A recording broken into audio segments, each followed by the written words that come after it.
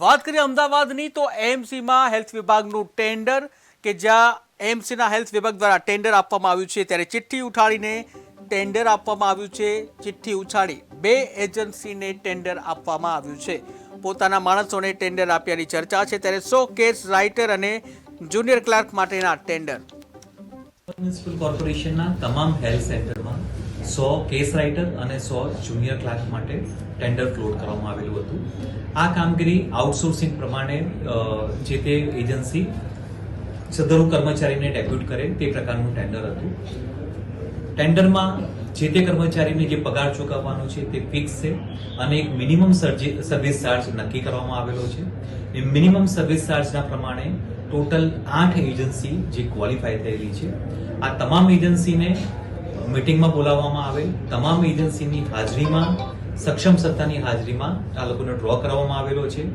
તમામ 8 એજન્સીની હાજરીમાં 2 ચિઠ્ઠી ઉછાળવામાં આવેલ અને જે 2 એજન્સી ફાઇનલ થયેલી હતી તે લોકોને આ કામગીરીની સોંપણી કરવામાં આવેલી છે. આમ આ પ્રક્રિયા અનુસાર ઉચ્ચ કક્ષાના અધિકારી હાજર રહીને કોઈ પણ જગ્યાએ કોઈ પણ બિનજરૂરી કોઈને શંકાસ્પદ જણાઈ શકે એ પ્રકારની કાર્યવાહી ના થાય તે માટે તમામની હાજરીમાં આ પ્રકારનું ચિઠ્ઠી લઈને જે તે એજન્સીને કામગીરીની સોંપણી કરવામાં આવી છે. અને આ તમામ ડોક્યુમેન્ટેશન તમામ કોન્ટ્રાક્ટરની હાજરીમાં તેઓની સહી મેળવીને તેમજ વિડીયોગ્રાફી કરીને આ તમામ ડોક્યુમેન્ટેશન અત્રે રાખવામાં આવે છે. જો ચિઠ્ઠી ઉછાળીને કોન્ટ્રાક્ટ આપવાનો હોય તો જાહેરાતનો ખર્ચ બીજો ખર્ચ બધો વ્યર્થ જતો ગણાય ને? આ ટેન્ડર ઓનલાઈન ફ્લોટ કરવામાં આવેલું છે. 8 એજન્સી ફાઇનલ કરવામાં આવેલી છે. 8 એજન્સીના પ્રાઇસ સેમ છે. સર્વિસ ચાર્જ મિનિમમ હોવાના લીધે તમામ 8 એજન્સીના પ્રાઇસ સરખે આવેલા છે.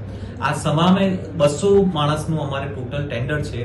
200 માણસને 8 એજન્સીમાં ડિવાઈડ કરતા કોઈ પણ 2 એજન્સીને કામગીરી સોંપણી કરવાથી વહીવટી દ્રષ્ટિએ તે સારી રીતે પૂર્ણ કરી શકાય છે. કોઈ પણ વ્યક્તિને 25 માણસનો કોન્ટ્રાક્ટ આપવો તે એક યોગ્ય ના જણાય.